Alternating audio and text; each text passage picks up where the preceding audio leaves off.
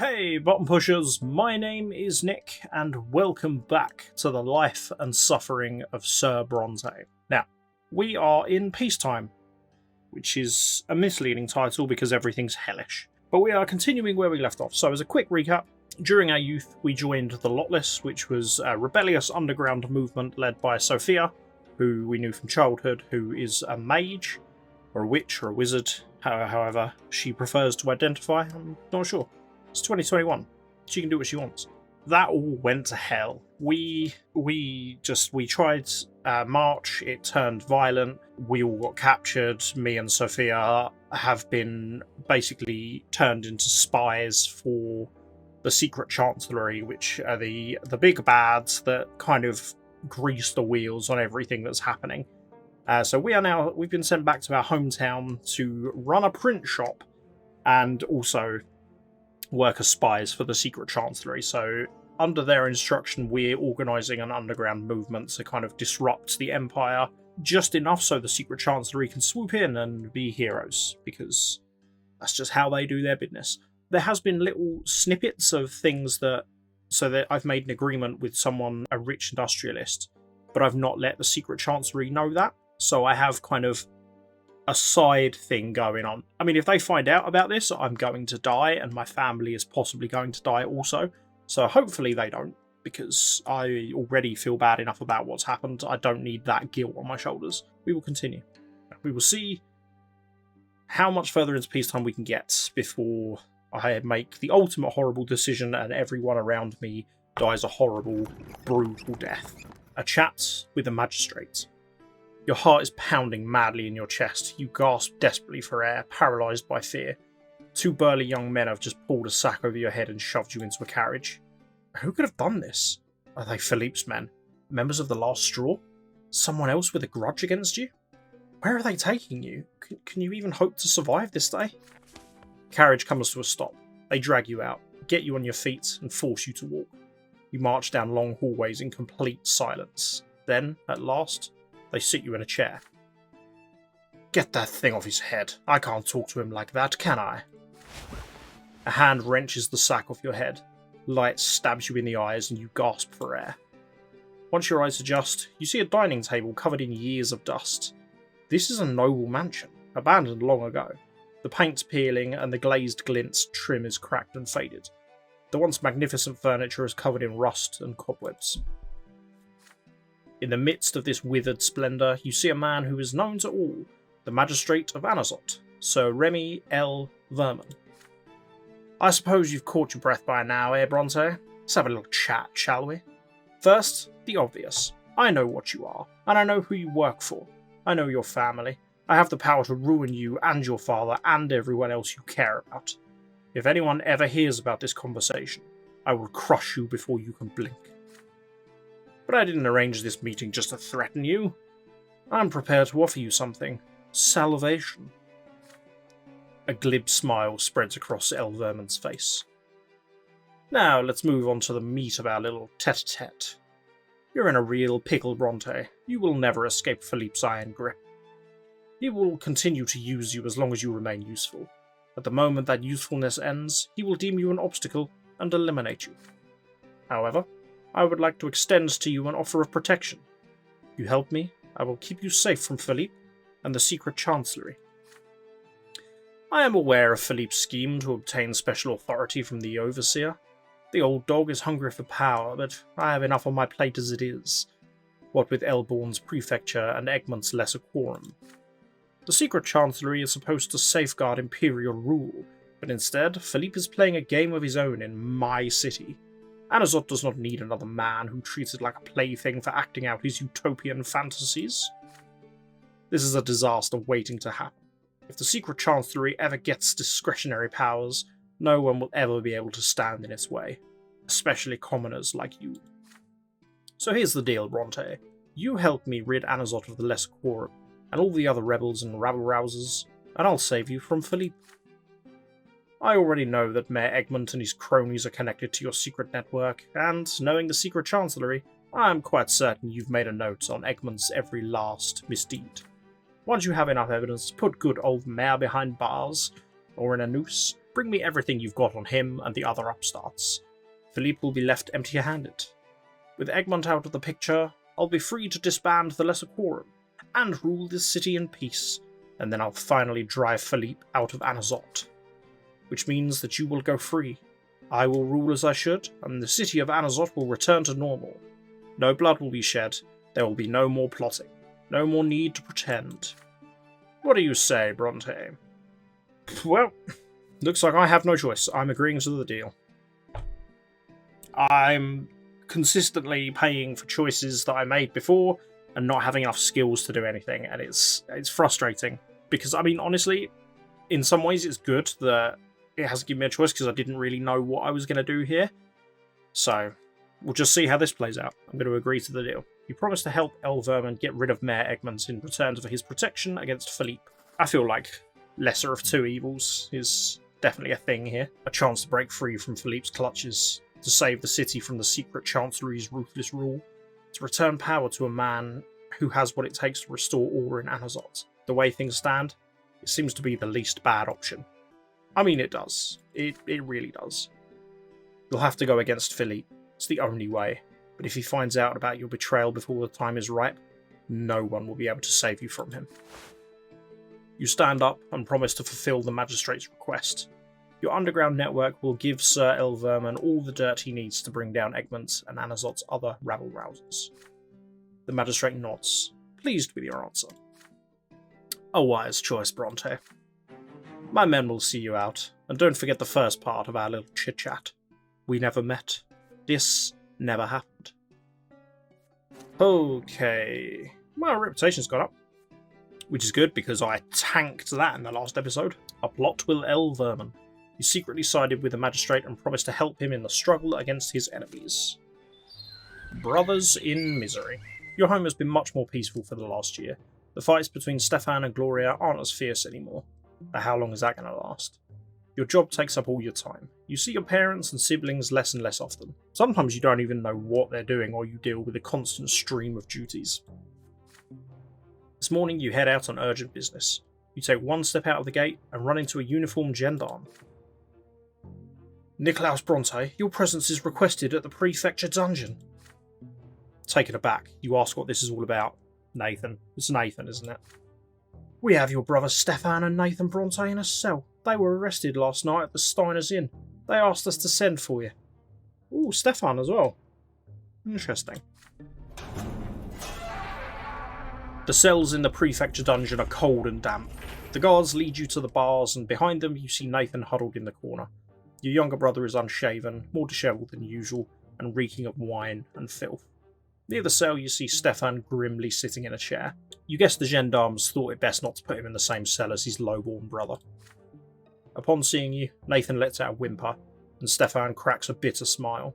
The sheath on your brother's belt is empty. I was expecting something to have played out by now, just separate from this. In the last episode we had I forget what the ceremony was called, but basically we went into the family crypt and had visions of grandfather El Brante, who was just the biggest shitbag to ever have existed. He told Stefan it was his sacred duty to cleanse the family of filth, meaning Gloria. And I was expecting something to happen straight away off of that, which made me very concerned for Gloria, but nothing seems to have come of that, so I don't know if that's something I need to be kind of consistently worrying about, or whether that's just a non-event, but we'll find out eventually, I guess. There you are at last, Nicolaus. Have a look at our younger brother. Yesterday he got drunk in the company of some dubious fellows. They're commoners, yet they dared to surrender to pleasure. They started a brawl, wrecked the inn, and harassed the waitresses. As soon as I heard, I rushed to save this drunkard from shame. Nathan cowers in the corner, horror-struck. I walked in and demanded that Nathan come with me, but his cronies wouldn't let him go. That's not true. You just grabbed me by the collar and dragged me after you. You nearly suffocated me. Oh, shut your mouth, cur. So, brother, they seem to have some sort of sect. They all shouted defamations against the twin gods, and one of them grabbed me by the arm. I was forced to skewer this heretic with my sword. I hope a lesser death will teach him to never lay his filthy paws on a nobleman. He was just trying to talk to you, Stefan. Silence! Then the gendarmes barged in, and here we are. I've been accused of an unlawful murder. Apparently the new laws allow killing a commoner only if he attacks first or wields a weapon. They say that in the event of an insult, I'm supposed to file a complaint with the prefecture. So now they're going to seize my sword for a whole year. What a shame. And it's all your fault, Nathan. I mean, that's hardly a punishment for stabbing someone unlawfully. No, we're taking your weapon away for 1 year. Naughty boy. Stefan gives the bars a furious kick. Nathan covers his face with his hands in despair. Niklaus, brother, you're our only hope. Get me my sword back and get us out of here. Fast. We have to bury this sordid affair as deep as we can before anyone finds out. Save our family from shame. Well, I can't do these three. Okay, so I can either ask father for help, you persuade the head of the family to use his power as a judge to free Stefan and Nathan, or you refuse to help. If I refuse to help, it then potentially goes to trial, which brings shame on the family. Ask father for help is probably going to screw up family unity a little bit, but that's in pretty good standing, so I'm going to ask father for help, seeing as I can't do anything else. You tell Stefan that the only way to get them out of this mess is with father's help. No, Niklaus, father must not know about this. If he gets involved, we won't be able to avoid dishonouring the family. You coldly respond that after this incident, disgrace is inevitable. All that remains is to try and minimise the damage. Leaving your brothers, you go upstairs to your father's office. I mean, yeah, it's true. What happened, Niklaus? You give father an account of the incident. He becomes more and more grim with every word you utter. Oh, is this why I earned the judge's mantle? To get my own sons out of prison? I would have expected something like this from Nathan, but Stefan... I will not demean myself so they can avoid their punishment. You argue that in this case, the damage to your family's reputation will be far greater. Stefan will be publicly deprived of his sword, and Nathan will be sentenced to hard labour on the streets. Well, I hate to admit it, but you're right, son. I'll have to swallow my pride and plead their case to the prefect. Stefan is his nephew after all. Father gets an audience with his superior, Elborn. He returns downhearted but holding the prefect's order. Together, you walk down to the dungeon and present the order to the gendarmes. Stefan Brante's sword is to be returned at once. He has not broken the law and must be freed. As for Nathan Brante, you will personally cover the damages the inn has sustained. There's no reason to keep a son of a noble family behind bars. I hadn't thought of the cost implication. We already don't have enough money as it is. Seeing the prefect seal, the gendarme nods obediently and returns Stefan's sword. Father, I knew you'd come to the rescue. I haven't really done anything shameful. We will discuss it at home. Stefan sheaths his sword reverently as Nathan is let out of the cell. The elder brother takes the younger by the scruff of his neck and pulls him to the door. Nathan staggers and shuffles along limply. The prefecture is highly displeased with the indiscreet nepotism your father took advantage of. Unsavoury rumours about the Bronte family creep through Anazot. Back home, father lectures Stefan. Your elder brother objects and blames Nathan for everything. From now on, there'll be no more drinking bouts or other nocturnal exploits, Nathan. Who are those rogues you've befriended anyway? Stop shaming this family. If you're so worthless, at least let others go about their business in peace. Do you understand, you blockhead? Nathan remains silent, staring despondently somewhere above him. Oh, okay, Nathan still loves me. And Stefan's indifferent, so, yeah, okay. Oh, sorry, father. Oh, yeah, back to Tarnished Honour. Well, we were already at Tarnished Honour. We're not disgraced yet, that's something. Okay, and Unity took a hit, but that's okay. Ooh, I'm now canny, though. That's something. I'll take that. Freedom of speech. Your print shop has been graced by an unusual guest today. A short man of considerable age dressed in the brown cassock of a priest. A smile appears on his round face.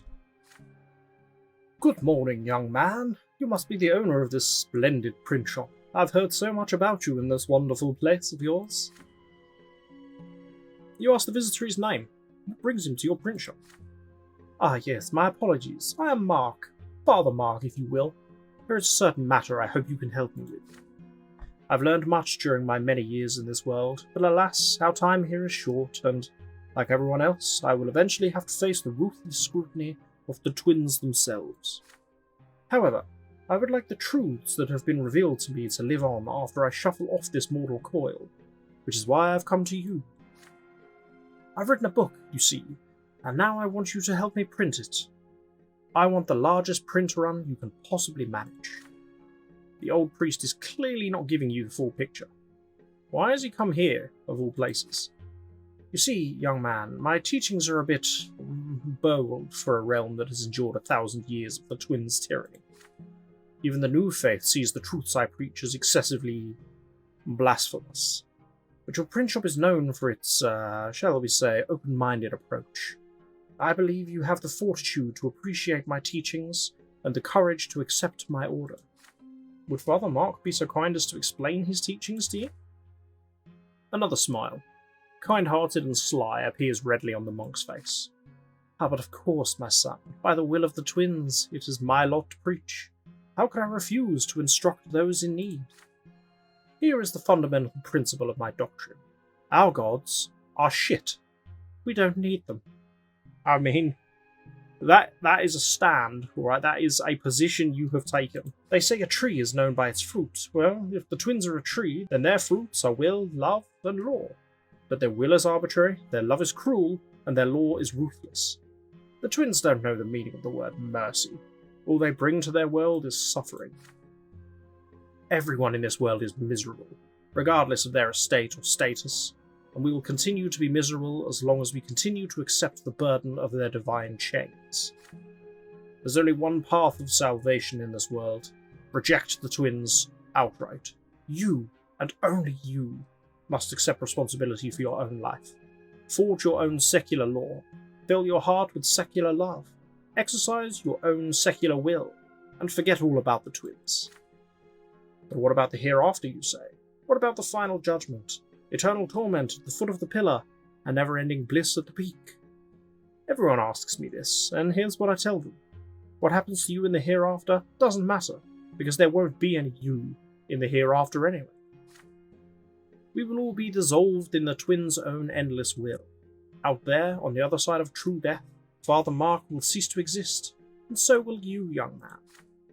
You will have no will, you will make no decisions, you will be incapable of action. In other words, your life will be over.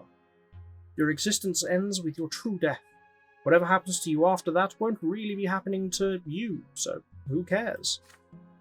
So let's all tell the twins to take their bullshit law, their bullshit will, and their bullshit love, and shove them straight up their divine arses.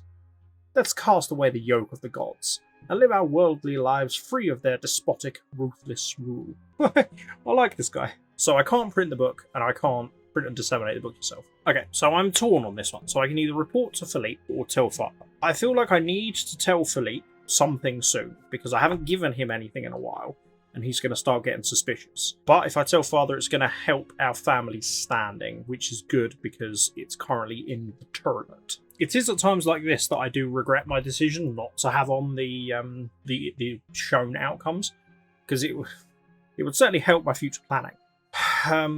Okay, I am gonna wait. What is my family standing at the moment? How do I see that? I know I can't see that. House of Brante, tarnished honor. Ugh.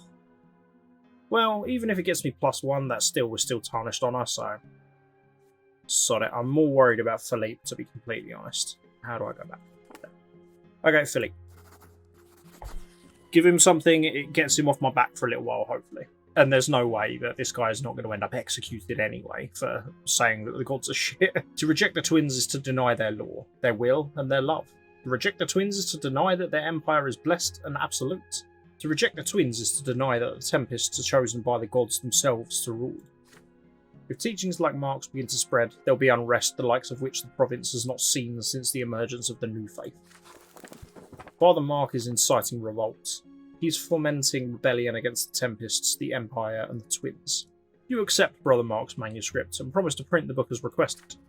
Before the day ends, however, you send the manuscript to Philippe. He responds immediately.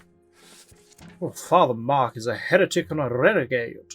The Inquisition has been hunting this man for years. Thanks to your report, Father Mark has been arrested by the secret chancellery. He is no longer a threat to the Empire. He has many followers among common people. I will send their names your way. Have a little chat with them. If they believed Father Mark, they should find your ideas quite appealing. Philippe is right. It takes some time to find the right tack to take with Mark's disciples, but eventually a number of them agree to join the Lost Straw as informers. After all, The desire for revenge is so easy to exploit. Hopefully this is going to help some of my other skills as well. So, relations with Philippe is plus, which is good. Church is going down. Okay, unrest. So it's currently on 4 in discontent. And my spire network has gone up. Cool. Okay. I feel like, I mean, it was poor Father Mark, because he's probably now being tortured to death, but I got to think about me in this situation sometimes. I don't want to be tortured to death. The Guns of Eliria. Margaret has received alarming news from the neighbouring province of Illyria. The lowborn convicts toiling in the Illyria mines have revolted against their noble masters. For the first time in many long, peaceful years, commoners have taken up arms. Worse yet, the insurgents had guns and gunpowder, and no one knows how they got them. Gunpowder weapons were banned throughout the Empire as soon as they were invented. The lords deemed firearms dishonourable and unfit for the nobles. Even Legion soldiers have forbidden from using them. But now, gunshots were echoing through the mutinous Illyrian mines. Well, I mean, they've definitely given themselves an advantage. The Imperial Legion was deployed to quell the riot. The Legionnaires slaughtered the rebels without mercy, and the uprising choked to death on its own blood before it even begun. The south of Illyria is now a forest of gallows. The convicts' corpses were left swaying in the wind as a warning to any commoner who might dare to take up arms. Although the rebellion quickly succumbed to the Imperial military's onslaught, many Legion soldiers and officers were slain by the insurgents' firearms. Their steel armour was no match for bullets. The rioters' weapons were destroyed in a public ceremony, but no one knows who built or smuggled them into the mines. All Imperial overseers soon issued public reminders in their provinces. The punishment for owning a gunpowder weapon is true death by execution. But the Empire is still restless, still anxious. Somehow, guns found their way into commoners' hands, if only for a short while. Could gunpowder and lead one day endanger the old ways of the Empire? Authorities of Margra fear the unrest may soon spill over here. Due to the double tax, peasant farms and industrial manufactories are facing harsh times. The province's wealth is steadily declining, but the discontent of the commoners is still held back by the eternal lot that demands they accept their suffering. Ooh. That's big. That was quite big. Oh, peacetime ends soon. Examine possible chapter endings to check which way you're headed. Oh god. Oh, I deliberately skipped over this. No, I'm not doing it. I'm not doing it. I'm just going in whatever direction I end up, which is probably a really foolish way of playing this game, but I'm doing it this way anyway. Blast Wave. It's been 4 years since Archduke Melanidas and Overseer Tempest first clashed. Each claims the right to collect taxes in the province. Now, for the 3rd year in a row, they're each collecting their own tax, and the province is sinking deeper into poverty. The people who've been hit the hardest are miners, diggers, and anyone who owns or manages a mine. When gunpowder first appeared in Magra, mine workers felt the hope for a better future for the first time in years, but the ban soon followed, and those hopes died. People have lost their jobs, industrialists and manufacturers have lost their fortunes. The silver industry is in decline. The Lesser Quorum, led by Mayor Egmont, has been fighting to stop double taxation and reverse the ban of gunpowder for a long time now, but to no avail. The common people blame Magistrate Verman. He has supported the gunpowder ban from the very beginning, branding it too dangerous to be handled by commoners. This friction is throwing sparks everywhere. You've always known that unrest would flare up one day. But, oddly enough, it all begins with a celebration. It's early in the morning. You're eating breakfast with your family. Stefan is excited. Your brother's been invited to a ball at the Chancellery, and he's been getting ready ever since he woke up. Magistrate Verman is a sly man, Stefan. I'd be wary of him if I were you. Some friends in high places can take more than they give. Oh, enough, Father. I already know that. But if we ever want to be ennobled by the sword, we have to take advantage of every opportunity that presents itself. There'll be nobles of the highest rank there from all over the province. Besides, there's no risk in making Verman's acquaintance. Their conversation continues. Bored, you excuse yourself and go to the print shop. An ordinary day of work is followed by an ordinary evening. You're about to close up shop for the night when a leader arrives unexpectedly. She brings a letter. It's an urgent report from Sophia. You glance through it hurriedly. The handwriting is not Sophia's. Philippe has taken a great risk by writing to you under a false name, which means that this news is too urgent for caution. Our informers with Egmont's goons have warned us about a march tomorrow morning. There's trouble brewing. Miners, diggers, and even mine owners are involved. They're coming from all over the province to demand El Vermin lift the gunpowder ban. This march has Egmont's name all over it. It's supposed to be peaceful, no bloodshed. Apparently the miners think El Vermin won't have the guts to use force, so he'll have to listen to their demands. Their plan is to show up during the Magistrate's party. They're mad because he's throwing money around while they're all starving. There are several hundred workers coming, and they're fired up. You should get there early tomorrow morning. You have the night to get ready. Let's hope you know how to put this intel to good use. You burn the letter in the flame of a candle. As the paper turns to ash, you weigh your options. Egmont wants the protest to be peaceful, but will he be able to keep the angry miners from crossing the line? And Stefan will be at that damn party of his. This complicates matters. Either way, Philippe is right. You can't ignore this. What will you do during the unexpected protest? Incite a full-fledged riot. Using the last straw, you reveal the full intent of the miners' furious determination. Alert El Vermin. The magistrate has to be informed about the approaching threat before Stefan and the other nobles are trapped.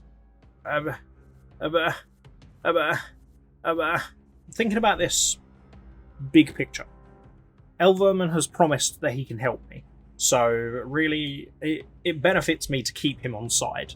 Inciting a full-fledged riot at his home is not a good way of doing that, and also there's a big strong possibility Stefan could die if I do that, or at least see me there.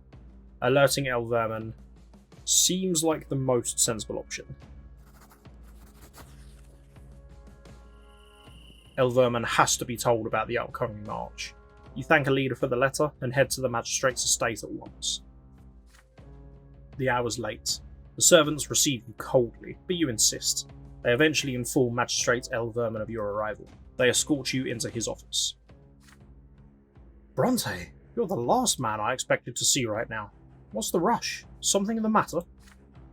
You quickly relate the contents of Philippe's warning to the magistrate.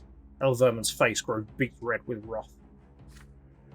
The arrogant, low-born wretch! So Egmont thinks he's free to do whatever he wants in my city, does he? Well, we'll see about that. This ends here, and now. What exactly is the magistrate planning for tomorrow, you ask? To your surprise, El Vermin snickers. Let him come. He'll be walking right into my trap. I have plenty of time to prepare now. This is a very precious warning indeed. I will remember this, Brante. You're surprised to hear actual respect in the magistrate's voice. When the sun rises, you head to the north gates to watch Egmont's march from a safe distance. I feel like a lot of people in this march are about to die. The miners are dressed in rags covered in soot and coal dust, hitting buckets with shovels and pickaxes with every step. The rhythm is as loud as it is chaotic. The miners are led by mine owners and industrialists, who are in turn led by Mayor Egmont himself. His voice can be heard above the incessant din of metal on metal. Give us back our gunpowder! Give us back our lives! If you want coal and silver, give us back our gunpowder! The entire procession repeats after him, hundreds of voices chanting in unison. The people of Anazot echo their refrain from the windows. The thousands of protesters soon reach the Chancellery, but what they find there doesn't resemble a ball in the slightest. The noble militia is standing before the Chancellery gate, forming a line of defence. They're ready to fight. You spot Stefan among their ranks. Oh shit. Well, I didn't expect that outcome. Should have done, but didn't. The gendarmes and legion soldiers garrisoned in the city have blocked all the side streets leading out the square. The miners have no escape routes. Despite this, the mob continues to chant and bang on buckets without any fear of the gendarmes. Amid the metallic cacophony, Egmont's words repeat again and again. Bring us back our gunpowder! Bring us back our lives! You want the coal and silver? Bring back our gunpowder! Egmont clambers up onto a makeshift podium. Oh, there's no way this ends well for anyone here. Workers of Magra, our so-called protectors, are having a feast today. Let them see you with their own eyes. Let them hear you with their own ears. You are the people who harvest the lifeblood of our province day and night in the darkness of the mines. You are the people hidden from the light of day. You are the people who earn riches for our masters." The chant is deafening. Pickaxes and shovels clang against metal. This is the moment of truth. Either El Vermin concedes, or there will be blood. The magistrate faces the people in person, his head held high. The crowd grows silent. "You have come here to demand that I violate imperial law? But I will never accept such lawlessness in my city. Leave Anazot immediately before the gendarmes and the Legion force you out." The mob responds with a confused murmur. Huh? Egmont is baffled, disoriented, unsure of what to do. He's slow to react. "If you won't listen to reason, Captain..." The magistrate gives the signal to attack. The Legion soldiers form a square and advance on the miners, pushing them back with their pikes. Swords begin hacking at the crowd from all sides, but the people refuse to surrender without fight. Pickaxes and shovels become deadly weapons in the blink of an eye. You follow your brother with your eye. Under the magistrate's command, the aristocrats rush at the miners. They slice through the front lines effortlessly, but go too far, and find themselves surrounded. The flat end of a shovel connects with Stefan's head. Your brother falls. You dash to his side through the mob. The sea of humanity buffets you from side to side. You run to your brother, struggling to stay on your feet, tripping over the bodies of those who were not so fortunate. Miraculously, he's not been trampled. Jesus. You lift Stefan onto your shoulders and carry him through the thick of the fray. The way back is even worse. People are pushing, fleeing, shoving. Cobblestones and rocks whistle above your heads. But somehow, by some strange fluke, you manage to escape. You carry your brother as far away from the Chancellery as you can. You do not look back. Nikolaus, how did you... You tell Stefan not to speak. He almost got his head cracked open. He just laughs. "So, you rescued me. Huh. Not bad for a commoner." He loses consciousness again. You hear cries of victory far behind you. The miners' march has ended in an ignominious defeat. It's only thanks to his wealth and connections that Mayor Egmont is spared. All the blame is placed squarely on the miners and workers, those who were unable to flee Anazot in time. 5 miners were publicly executed, and the mine owners face exorbitant fines. It will be a long time before the miners demand anything from the nobility again. "Stefan likes me." Ooh, +2 for Remy. Okay. Okay. I feel like correct decisions were made there, maybe. I don't know. The Procession to the Tree. A holy day is coming, a day when the entire Empire thanks the twins for the Silver Tree. The sign they left behind is a reminder of their eternal presence in this world. This momentous occasion is especially important for Anazot, but the clergy cannot agree on how best to celebrate it. Father Lennart has called for the worshippers of all the twins to approach the Temple of the Silver Tree and kneel before the sacred relic. But the old clergy balks at the idea of Lennart and the new believers leading the ritual. The day has come. An immense crowd is moving in procession towards a temple near the Silver Tree, where Father Lennart awaits. But an inquisitor by the name of Jean stands in their way. She strikes a defiant pose. Confronted by a member of the Holy Order of the Inquisition, the procession reluctantly stops. "People, turn back! Those who attend Lennart's rite will succumb to the new faith. Those who reject the lot will defy their divine design. You are about to bring the wrath of the gods down upon us all. Open your eyes, go back to your homes, and pray to the twins." The procession wants to move, but the people are confused, until Father Lennart himself walks out of the temple to meet Jean face to face. "People of Anazot, no one has the right to deny you the sacred ritual of worshipping at the tree, not even the Inquisition. Is such a denial not more likely to provoke the wrath of the twins? The Inquisition must know that the new faith does not seek to challenge or defy the twins. We're merely trying to correct the mistakes of those who came before us. We do not anger the twins. We merely vex those who refuse to accept the dawn of a new age. Jen finds herself between a rock and a hard place. Seeing that she has no other choice, she lets the procession pass. The New Faith's numbers have swelled of late. It can't be stopped now. It's interesting. It's like we're...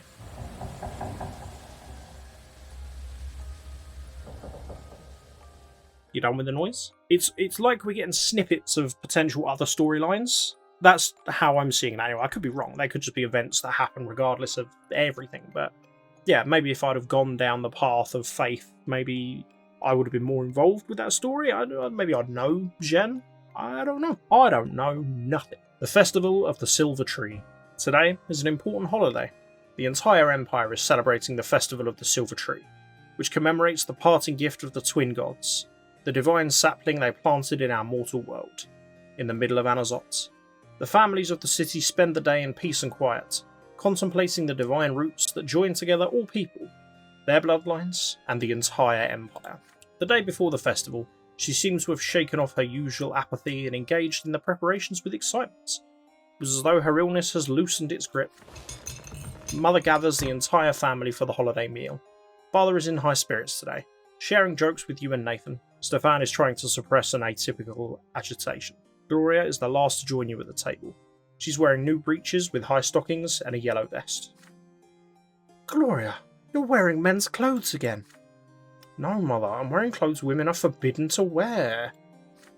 Father gives Gloria a stern look. Stefan rolls his eyes but says nothing. Suddenly, Nathan speaks up. A few days ago in the market, I saw a grocer dressed as Overseer Gaius Tempest. He had a huge carrot for a scepter. He got a sound drubbing, of course, but until then it was quite a hoot. Everybody laughs at the ridiculous story, relieved. Even Gloria has a smile on her face when she sits down. The feast commences. Your home finally feels warm for a moment. It wasn't so long ago the four of you couldn't even reach up to this table. The first word you said, Gloria, was gimme. Nathan used to cling on to my skirt all the time, almost tearing it. And you, Niklaus, you couldn't talk at all yet, but your piercing stare was so expressive. It felt as if you were talking to me. Mother looks at Stefan and suddenly grows quiet. When I met Stefan, he was already 3 years old. He was so serious, and a smooth talker to boot. I remember that he had a music teacher, but he was too shy to play in front of me, so I used to listen from the next room. Stefan's face twitches. Your older brother rises and moves to the old harpsichord. His fingers fly gracefully over the keys. A melody fills the house, melancholy and sweet. The last note lingers in the air. Then silence falls. The family is awestruck. Words fail you all. But who wrote that? A nobleman from the capital between drinking a glass of wine and beating a servant? Your sister's cutting remark puts an end to the warm, cosy atmosphere. Stefan calmly turns to face her. No, it was I who composed this piece of music. It's called Mother. Mother rises to her feet. She would have needed help to do this just recently, but now she treads unassisted towards Stefan and draws him close. Stefan puts his arms around his stepmother's waist, then detaches himself awkwardly. May the twin gods bless you, Lydia. Oh, this is uncharacteristically pleasant of Stefan. Gloria considers this scene with thinly veiled fury in her eyes. Of course, highborn nobles like Stefan are made for the arts. They're the only ones lucky enough to have a soul and experience inspiration. Unlike us, the lowborn, we aren't supposed to feel anything but suffering, let alone express it in poetry. Gloria, read the room. Come on, you're bringing down the mood. I'm normally your biggest fan, but just shut it for a minute, alright? Everyone noticed that Gloria is clutching pages filled with writing, her poems. Your sister casts a mournful glance at the family, and her eyes rest on you. Let Gloria read her poems. Appeal to Mother. Interrupt Gloria. Let her read her poems. Why shouldn't she? I know because it's illegal, but fuck that noise. You rise from your seat and speak. In your speech, you wholeheartedly support your sister. Gloria had the misfortune to be born a commoner, but she's still entitled to express her feeling. Why is Stefan the only one who has the right to delight Mother with his creations? Every member of our family should be equal. But what about her lot, son? Gloria is permitting herself to practice a noble activity, thus breaching the divine order. You softly explain to Mother that times have changed. Nowadays, art isn't just a pleasure for the nobles, it's also a trade plied by many commoners. More and more low-born tradespeople are taking up the pen and ink rather than the hammer. This is now their labour and their suffering. Mother lets out a heavy sigh, but yields to the onslaught of your inspired speech. Emboldened by your support, Gloria steps into the centre of the room. Her eyes are fixed on Father. A stranger and a bastard I am called. I am, but still I long for you to say that I am yours, and melt the icy cold that burns within my heart both night and day. My mother and my brothers are all near, but I feel cold as though we were apart, ashamed yet still compelled to make you hear. I long to hold you closely to my heart. I am a stranger, 'tis my only crime. Forgive me. Oh, but mercy is forbidden.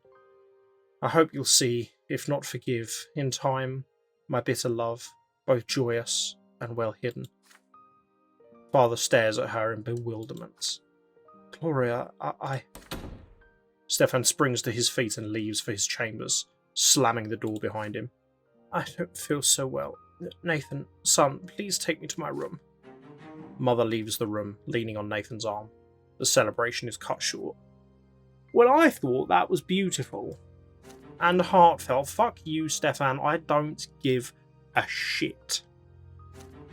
You had a moment there where I actually felt some humanity in you, and then you just screwed that right up, you dickhead. You man whose head is in fact a giant penis. Okay.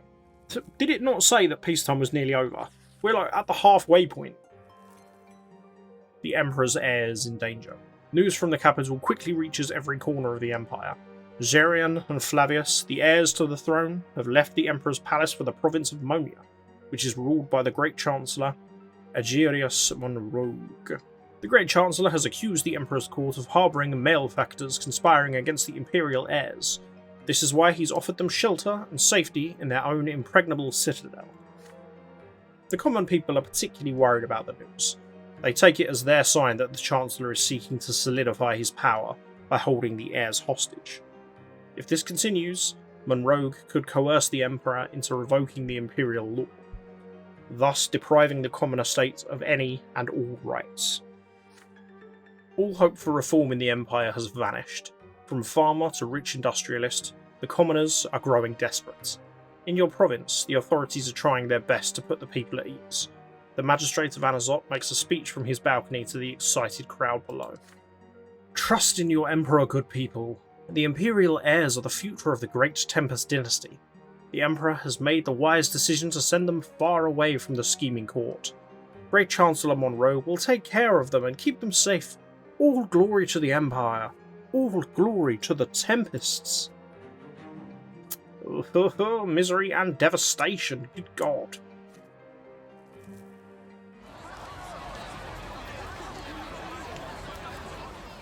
An invitation to dinner. Commoners are still flocking to Anazot. Refugees from villages that have been squeezed dry, miners who've lost their jobs, craftsmen who've lost their last coin, they all come to the city in search of shelter, safety, and justice. Makeshift shacks litter the outskirts of the city, steadily growing into shanty towns. Every day, the people of Anazot see more men and women hanging around the streets, looking for work, leaving their children in the care of the most infirm and elderly of the refugees. Of all the powerful people in the city, Mayor Egmont is the only one who considers this a problem. He's ordered several of his warehouses to be converted into shelters and begun distributing bread to the refugees free of charge. You and Sophia are sitting on the roof of an apartment building, watching people huddle around a wagon. The bread lines stretched the small square between the buildings yesterday. But today, it disappeared down the back streets, with no end in sight. Look at those poor bastards. They've been betrayed by their own masters. The nobles robbed them blind, razed their villages, and left them to die. Backbreaking labour, endless suffering, dying in the gutter. That's all they've ever given them. Would any of them blasted nobles even move a finger to help the refugees? Not on your life. Mayor Egmont's the only one who cares. He's their only chance for survival. Say, Brante, I hear Augustine L. Bourne and Mayor Egmont have been invited to your house for dinner. Is that true? How does Sophia know about this? Father asked you to keep it a secret. Now what difference does it make? You should have told me. Do you have any idea what this dinner means? It's a sit-down, Brante. They could be deciding the fate of our city, the fate of the last straw, the fate of our rebellion. You've got to get me invited to that dinner. Tell them I'm your friends, your fiancé, your lover, I don't care. Just find some excuse for me to be there, okay?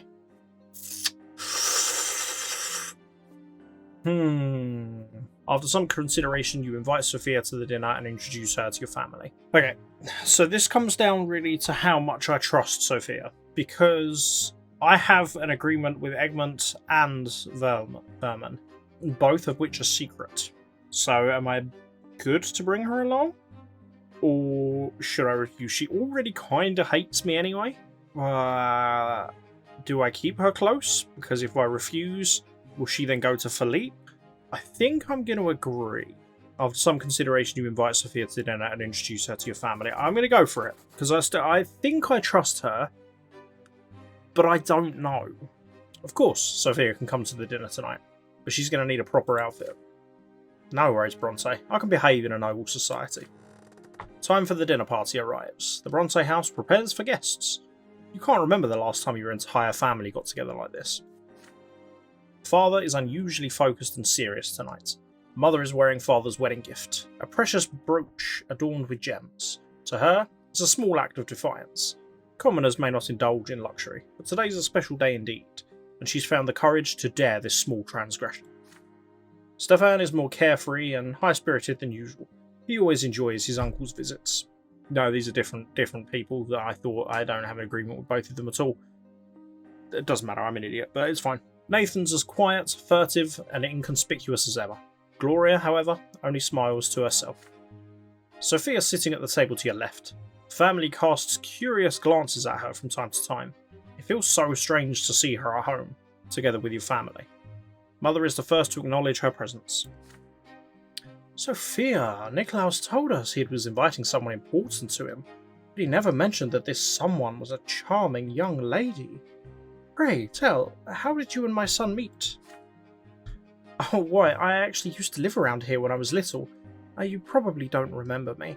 But then fate brought your son and me together years later, and now we see each other all the time. Sophia's hand gently comes to rest on yours. The touch of her skin sends a warm ripple through your entire body. Your family notices this little gesture. Mother exchanges a knowing glance with father. Oh, is that so? To be honest, I'm surprised Niklaus has been hiding such a charming young lady from us all this time. But I'm glad he's finally had the courage to introduce us. I'm sorry I won't be able to chat with you as much as I'd like during dinner tonight, but you're welcome to come back any time. Sophia turns to you with a beautiful, alluring smile. She leans in closer to whisper in your ear. Sorry for the charade, Brante. I figured it'd make things easier. I thought you loved me. You feel an odd sense of excitement sweeping in your chest and spreading its warmth to the rest of your body. You can't help but smile at Sophia's pretense. You hold hands with Sophia openly. Oh, if only this dinner could be just a dinner. If only the woman next to you could just be your beloved, here to meet your family for the first time. If only this pretense could be a reality. How simple, pure, and happy that imaginary life would have been. The servants soon announce the guests' arrival. Baron Augustine L. Bourne and Mayor Egmont greet the master and mistress of the house one after another, then take their seats at the dinner table. Yeah, when it said L. Bourne before, I thought it was L. Vermin, but no, just Egmont, so that's fine. Maybe, I don't know. After the traditional exchange of pleasantries, you enjoy an exquisite dinner, followed by wine. There would ordinarily be dessert for Father and Stefan, but today the noblemen make do with wine. Elborn and Egmont finally begin to discuss the droves of commoners seeking refuge in the city. I must confess, Egmont, I don't understand your motivation here. Are you moved by an honest desire to help people, or the expectation of some inscrutable profit? Regardless, you have to put an end to this before it's too late. The food and shelter you offer them only serves to attract more and more refugees in Anazot. And when they finally fill the street, what are you going to do then? What am I going to do then? The Archduke? The Overseer? What are they going to do? Have you even considered this? Please understand me. I harbour no ill will towards these people, but Gaius Tempest is concerned that they will eventually start causing trouble. Archduke Melanidas is looking for any excuse to march his punitive battalions into the city, man. Is that really what you want? With all due respect, Sir Prefect, I can't do what you ask. These people have nowhere to go. No one else will help them. Here in Anazot, at least I can offer them food and shelter. Are you really asking me to let them starve to death? Do not deceive yourself, Augustine. I was one of those who welcomed the new Overseer at first, just like all the rest. I hoped that the common estate would get a little more breathing room under his rule. But what did Gaius Tempest do? He started this power struggle with the Archduke. He made the double tax possible. He signed the ban on gunpowder. A ban on gunpowder, and in Margaret of all places, a province that lives off the silver ore we mine. Which is why, Sir Elborn, I do not trust the Arknians or the nobility anymore. No, sir, I will not rely on their generosity. The only way I can accomplish anything in this world is by myself, by the sweat of my brow, by sticking my neck out for others. Augustine, you're the only noble in the Imperial government I can still trust. You're known throughout the city as the protector of the lowly estates, so protect the lowly estates. Offer protection to the refugees. Convince the Overseer to let them stay here. Let me save their lives. I'm very sorry, Egmont, but it's not possible. Gaius Tempest has made it very clear that if I cannot resolve this situation, he will bring the Legion into the city and deal with it himself. It pains me to say this, but those people could be better off leaving the city, or maybe even Margaret. You must realise this. They should go to Eliria or some other place and start new lives. The only thing waiting for them here in Anazot is death. There's nothing I can do to help them. You glance at Sophia warily. Her brows are furrowed, and her hands are balled into fists. She interrupts Elborn without warning. Oh, shit. Enough! Everyone turns to her in surprise. Did a low-born woman just have the audacity to raise her voice while important men were talking? That's enough! You are Baron Augustine Elborn, the Prefect of Margaret, the protector of the common people. The last hope for people like me. You're all we've got. Mayor Egmont is right. The Arknians don't care about us at all. As far as the Melanidases and the Tempests are concerned, we don't exist. Every commoner in this city knows there's only one noble in Anazot who actually cares, and that's you, Sir Elborn. Not the Overseer, not the Archduke, not the Magistrate, not the Patriarch, none of them. You're the only man who can change things in this city. If not you, then who? If not now, then when? The Overseer needs your support. He trusts you. He'll listen to you. You don't have to blindly follow his every order. You're free to make up your own mind and speak to him on behalf of the people. I'm begging you, please don't betray us. Don't betray all the trust we've placed in you. Help Mayor save these people. The amber candlelight glimmers and sparkles, reflected in Sophia's eyes. My apologies, ma'am. We've not been introduced. Sophia, a commoner. A lengthy silence hangs over the room. No one knows what to do. Everyone holds their breath, waiting for Augustine Elborn to react. Thank you, Sophia. Your words. You ought to thank this young lady, Mayor. You will have my support. The refugees may stay. Do your best to give them decent shelter and food, and see if there is any work they can do. I'll see if I can convince the Archduke that they pose no threat, and I'll take steps to keeping the streets safe. The guests thank their host for their hospitality, and leave one after another. You walk Sophia to a carriage. Thanks for dinner, Niklaus. It was fun acting like everything's normal for once. You played your part like a pro. The next day, Augustine Elborn makes a statement to the people of Anazot. The prefecture and the lesser quorum have reached an agreement. The refugees arriving in the city will be offered temporary shelter and provisions. No announcements from the Overseer are forthcoming. Hey, Sophia is now disdainful towards me. Good. Power's balanced, and we are heading towards barren lands, which is not good. Unrest is at 4, so still very much in the discontent territory. And I still have so much willpower. Go me. The Illegitimate Girl. The event is a consequence of your previous actions. So, because Gloria's indifferent and Stefan is... I don't have the secret plot. I don't know what I could have done differently here, but hopefully this could be the scenario that I mentioned earlier about Stefan and Gloria that is now playing out. Your home is quiet tonight. Father's away, arbitrating disputes in migrant villages. Stefan is visiting one of his high-placed patrons. After a dinner spent in silence, everyone retreats to their chambers. You're about to retire for the night when Gloria calls to you. Niklaus, wait a minute. I have an important favour to ask. Your sister leads you to her long-time refuge, the library. Here in the shadows, between the bookcases, you'll not be overheard. Brother, I wish to speak to you before Stefan returns. His scheming is becoming unbearable. It's beyond Sir Robert's power to stop him, let alone Mother or Nathan. You're my only hope. You shrug. All families argue from time to time, but every quarrel has to end sooner or later. Yes, it will end, when Stefan finally gets rid of me. As far as he's concerned, I'm just a stumbling block and a stain on his father's good name. He lets me stay in the house only to avoid causing a scandal in high society, but as soon as the Brontes get his precious nobility of the sword, I'll be out on the street in the blink of an eye. Niklaus, you don't want for me to get kicked out of the family, do you? Please help me. I need to convince Sir Robert to adopt me and make me legitimate. After all, it won't be so easy for Stefan to dispose of me, and then I won't bear the stigma of being a bastard anymore.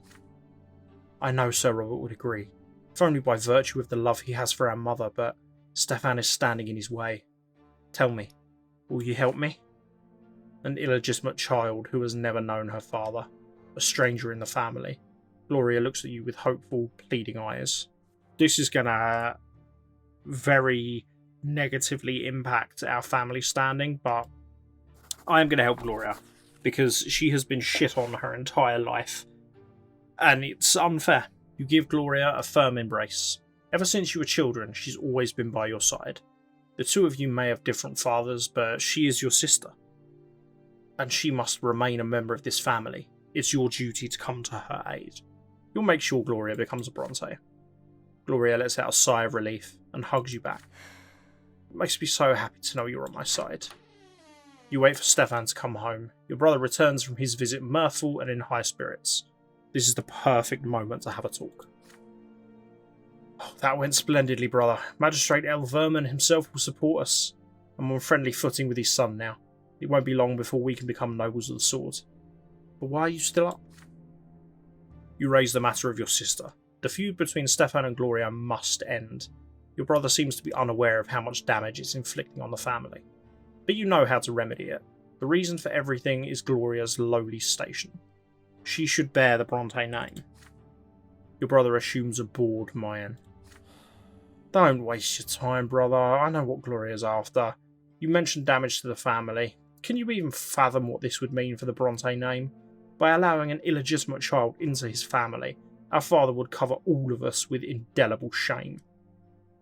Several generations of Brontes to come would not even dare to dream of becoming nobles by the sword. By the twin gods, I will not let that happen. You attempt to point out to Stefan that Gloria's desperate situation is leading her to more and more audacious escapades. If your sister becomes a member of this family, she'll stop. Believe me, Niklaus, I want to see Gloria at peace as much as you do, but not at the cost of our entire family's future. Absolutely not. I have a different idea for Gloria, and I'm sure this solution will satisfy everyone involved. Good night. You let your sister know of Stefan's vehement denial. Gloria is so vexed. She's shaking. So he wouldn't even hear us out. Is that it? He's willing to do anything just to drive me out, isn't he? Klaus, we need to think of something. Gloria will continue her battle for the right to stay with the family, and you have promised to help her. Getting even. Philippe left Anazot for the capital last night on urgent business. He gave you both direct, unambiguous orders before he left. Cease all activity and wait for him to return. A month of freedom. An entire month of peace. Is this real? You finally stop and catch your breath. But, unfortunately, you don't even get to enjoy the thought of freedom for long. As noon approaches, Sophia appears in the door of your office. She's risked a visit in the middle of the day. This must be urgent. What brings her here? Dorius Otten. Ring a bell? You know, the High Commander of Magra, an Arknian, my former master, rapist, murderer, all-round piece of shit. I've been keeping tabs on him ever since I got back to Anazot. Here's where it gets interesting, Brante. Turns out Felipe Elfero isn't the only guy trying to take advantage of the chaos to make a grab for power. There's a noble revolt brewing, way up in the upper echelons. Malanadas' followers are itching to rebel against the Overseer Tempest, and Dorian Otten is one of the heavies. You see where I'm going with this? All Gaius Tempest's authority come from the Imperial Legion's sword, and the guy in charge of them all, the High Commander of the province, that's Otten. And he can't wait to betray the Overseer and hand all that power over to the Archduke. If this revolt goes through, everything we've worked for will go up in smoke. We can't let that happen. We need to expose Otten as the traitor he is, and give Gaius Tempest all the proof. What about Philippe? What does he have to say about this? We don't even know where Philippe is right now. He's incommunicado. We'll have to go against his orders and act on our own. We've got no time to waste either. They could spring into action at the drop of a hat. Sophia's voice is trembling. You're not used to hearing her like this. You ask her why she's so eager to take Otten down. Is she out for revenge? I'm more worried about the last straw's future than revenge, but I'm going to level with you. If I had my way, I'd love nothing more than to strangle Otten with my bare hands. Sicking the Overseer on him is the next best thing. As usual, Sophia sounds level-headed and makes a solid point, but you can't help but feel that she's hiding something. Should you defy Philippe's orders and aid her? Is it a good idea to get involved in the struggle between the province's most powerful Arknians? Well, apparently I'm not doing it anyway. I would have liked to have done this, but no, apparently not. Until Philippe returns, there's no way you'll get involved in anything this serious. Oh, sorry, Sophia. There goes that reputation and friendship. You shake your head. No, you'll not help Sophia with this. Oh, you dope. You think Philippe's going to save you if you're a good boy? But hey, it's your funeral. I'm disappointed. Oh, that's worse than you being angry. Please just be angry. With that, Sophia leaves. A few days later, you hear that a gang of street thugs tried to break into Otten's mansion, but failed and were killed on the spot. Was this Sophia's attempt to follow through on her plan without you? Either way, you can't be blamed for this. Only a fool would ever try to defy an Arknian as powerful as Otten. Anyway, she's alive. You drive away the worrisome thoughts. Freedom awaits you, an entire month of freedom. You should enjoy it to the fullest before Felipe Elfero returns to Anazot. Okay.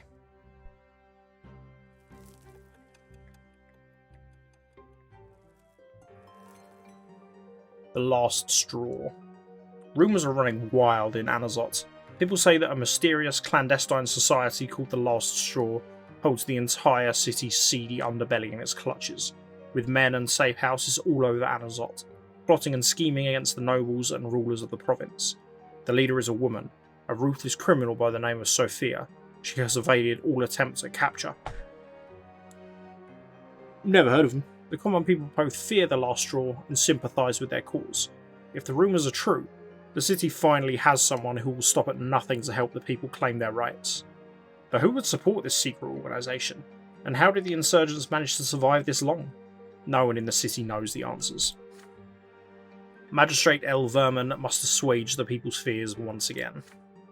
The vile mutineers and heretics who call themselves the Last Straw will be caught and executed very soon, and anyone who has given them money and shelter will meet the same fate. The secret chancellery will make sure of that. But even facing a manhunt, the Last Straw still endures. Slowly but surely, the influence of this underground organisation is spreading throughout the city. The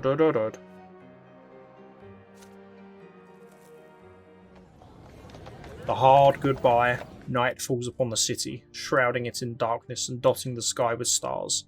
The din of the streets dies down slowly. Soon, the heavy footfalls of gendarme patrols is the only sound. You are at the print shop, tying up the day's loose ends. There's a sudden knock at the door. Sophia walks in without a word, holding a half-empty bag. She heads to the room containing the shop's records, Somewhere in there, under piles of paperwork, is a crate with her things. Sophia pushes the papers aside and starts shoving her things into the bag. She barely looks at what she's doing. What is going on? She freezes, as though noticing you for the first time. Then she pulls up a chair, sits down, and lights her pipe. I was with Philippe just now. I'm leaving. For a long time. Could be a whole year. Got to recruit pissed off people for the last straw from all over Magra. He thinks we've already found everybody here in Anazot. Is she going alone? Sophia nods, exhaling smoke. Yep, Philippe's orders. Says it's safer that way. He needs you here. Her eyes are trained on you. You notice yellow light glimmering deep within them. Even without the underground movement, Sophia is just as dangerous on her own. And Philippe actually thinks she's going to recruit hundreds more people to die for his scheme. Sophia puffs out ring after ring. They slowly dissolve in the air, filling the room with acrid smoke. There's no hiding from her light blue eyes. A gentle smile plays on her lips. Just don't botch the whole thing while I'm gone, alright, Brante? You nod. An awkward silence follows. Deep inside Sophia's pipe, a red spark flares back to life again. She knew you'd be at the print shop alone tonight. Did she really come here just to tell you this? She does not look away. Oh, really? My entire history with Sophia has just been wanting to do something and not being able to do something. I wish her a safe journey then, I guess. You look Sophia in the eyes and wish her good luck and safe travels. There's plenty of danger on the road in Magra, especially now, in these troubled times. But you're confident that Sophia will survive and thrive no matter where she goes. She nods and looks away. Yeah, you're right. I'll be okay. You better be okay too, Nicholas. I can't help you anymore. From now on, you're on your own. Be careful who you trust, and don't get yourself caught. Sophia stands up, slings her bag over her shoulder, and hands you a sheath. It contains a misericord, a long, slender dagger. You accept the parting gift. A moment later, the door closes quietly behind her. Only then do you realise that she was waiting for something from you. Something more than just a few kind words and a good luck wish. But Sophia is gone now. The moment has passed. Well, you wouldn't let me. Because she hates me and I couldn't do anything else. And now she's fully hostile towards me, so good. The last straw rests solely on your shoulders now. Damn it. Damn it, damn it, damn it. The Legion in the city. The unrest in Margaret is growing by the day. More and more commoners flock to the streets and squares, trying to make their voices heard by the nobility. The crowds have become too large for the gendarmes to disperse. They can no longer be ignored. For the first time in years, the ruling estate seems to have seen the people for the terrifying power they represent, and they've decided to fight fire with fire. In spite of all the resistance offered by Prefect Elborn and the Lesser Quorum, the magistrate and the aristocracy finally get their way. Overseer Tempest deploys troops to the city. Oh god. The streets and squares are packed on this ill-fated day. Hidden in the crowd, you watch 2 battalions of the Imperial Legion march triumphantly down the streets of Anazot. The banners of Magra and the Tempest dynasty soar proudly above the soldiers' heads. Gaius Tempest leads the battalions himself atop a white Monian stallion. To his right, you see the young captain of the battalion. He looks familiar. It's Thomas Guerrero. Or Tommas. When the procession reaches the Golden Square, it stops so the overseer can address the people. Battalions! Defensive formation! The Legion soldiers spring into action, slamming their weapons against their shields as they move. Their ranks shift in eerie harmony down to the last man, like an enormous, uncanny machine. And then they all stop at once, in an instant. The square grows silent. The overseer's booming voice echoes for all to hear. People of Anazot, I have heard your cry for help, and come to this city accompanied by my loyal soldiers. The Imperial Legion will bring order to Anazot and put an end to all riots and crime. These soldiers will protect you from the schemes of rebellious nobles, insidious insurgents, and anyone else who seeks to spark unrest. I am Gaius Tempest, the overseer of Margaret and Anazot. By the Emperor's decree, I rule this land. Those who question my rule question the Emperor's rule as well, and they will be executed as rebels and insurrectionists. You hear whispers throughout the square. The Legion's arrival is a harbinger of change, but how drastic will this change be? Even at home, the Legion is the only topic of conversation during dinner. I thank the twins Gaius Tempest has finally decided to act. Those low-born scum have grown far too insolent of late. They ought to be reminded of their place with an iron fist. Intimidating the people won't do anyone any good, Stefan. They have valid reasons to take to the streets, but instead of hearing them out, the Overseer is hiding behind his soldiers. It's disgusting. I think Gloria's right. Everyone's really scared. A lot of my friends want the Legion to leave the city too. Oh, those friends of yours know nothing, Nathan. Their lot is to work and suffer, not wag their tongues. Oh, we're so sorry, Sir Stefan. We forgot that only blue bloods can rule. Too bad all that inbreeding hasn't made them any smarter. Enough bickering, you two. You clearly don't understand what's going on here. The purpose of the Overseer's move is, first and foremost, to thwart the plot against him set in motion by Archduke Melanidas's loyal clique of nobles. The commoners are a secondary matter. By the way, Niklaus, I've heard the battalion is being led by an old schoolmate of yours. He hasn't told you anything about what Gaius Tempest is up to, has he? You've not seen Tommas in a long time. He's not told you anything. Ah, that's too bad. Oh well. I suppose time will tell. Whatever the reason, the Legion is here in Anazot. It is a force that must be reckoned with. And, as luck would have it, Tommas is in command of it. Is there any way you can turn this situation to the last straw's advantage? Okay, I have a couple of options. Yes! Okay, so I can use Tommas. You ask him to violate his order and let the people protest despite the risk of incurring the Overseer's wrath. Convince Tommas to cooperate. You're prepared to give Tommas the names of the commoners inciting unrest in the city. In exchange, you will recruit several Legion officers as secret chancellery informants. Incite the common people to riot against them. None of these seem like a good thing. I might convince Tommas to cooperate. You're prepared to give Tommas the names of the commoners inciting unrest in the city. In exchange, you will recruit several Legion officers as secret chancellery informants. That could help me, I guess. Incite the common people to riot against them. I don't know. Well, if we're looking at it like I have to turn it to the last straw's advantage, then convincing Tommas to cooperate is that. So, this will be fine, I'm sure. Tommas and his soldiers are just the tool you need to rein the people in. Legion officers would make perfect informants. This is a priceless opportunity to recruit them for a song. You could certainly use some eyes and ears among the Overseer's pet soldiers. You and Tommas have known each other ever since you were boys. You used to play on these very streets, pretending to be heroes of old, fighting the great battles of the past.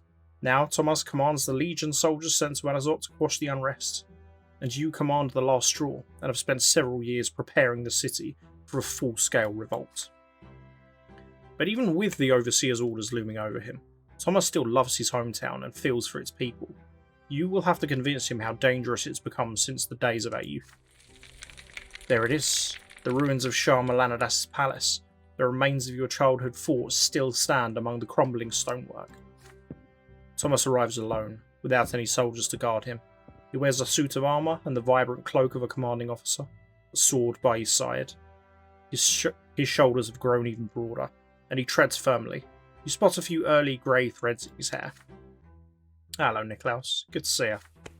You shake your old friend's hand and congratulate him on his promotion. Oh, it's nothing, but that was a good idea, meeting here like this. And look, there's her old fort. Can you believe it's still here after all these years? It feels like a dream whenever I'm back in Anazot. So much has happened. I've become a nobleman, joined the Legion, got promoted to captain, but everything here is still just as it was. Even these old wooden planks we lugged all the way here are still standing. You interrupt Thomas's reminiscences. This is no time for nostalgia. You have something important to discuss. Thomas's face grows serious. I'm listening, Niklaus. This is not about you, you explain. It's about your city. Why did Gaius Tempest send Tommas and the Legion to Anazot? To subdue the unruly mobs and maintain order in the city, right? Right, but I'll be honest with you, Brante. I think the Overseer's being a bit too harsh. We didn't exactly get a warm welcome, but I wouldn't be too happy either if I was one of them. Tommas couldn't be any more wrong, you explain. The Legion came here for a very good reason. Anazot is swarming with scheming nobles, rioting commoners, and insurgents lurking in the shadows. Someone has to do something about it. Tommas recoils as though he's been kicked in the guts. What are you saying, Niklaus? How do you even know about this? You tell him the truth. You're an agent of the secret chancellery, working for the good of the Empire. Tommas responds with a chuckle at first, but when he sees you're serious, his smile fades. Well, I'll be. Who knew this is where the twins would take you? Alright, I'll hear you out. You tell him about all the rebels plotting and scheming in Anazot day and night. There's so much to explain, it takes you a long time to finish. You need Tommas's soldiers to deal with them. You will lead them to the insurgents' hideouts, and Tommas will return to the Overseer a hero. Tommas hesitates as he considers your words, but, in the end, your old bonds of friendship prevail. Okay, Brante, so be it. Let's see if we can work together and rid this city of this filth. Life is so much easier when you have a small army at your disposal. As the days go by, you feed victim after victim to the Legion. Unreliable last straw cells, everyone who has ever let you down or betrayed you, criminals, rioters, and rebels who refuse to join your ranks. Thanks to you, they're all imprisoned and executed by Tommas's soldiers in a series of raids. Oh! As a reward, you manage to recruit a great many Legion soldiers for your spy network. Soldiers are useful, they know things, and they're fervently loyal to the Empire. The more you pursue your victims, however, the harder they fight for their lives.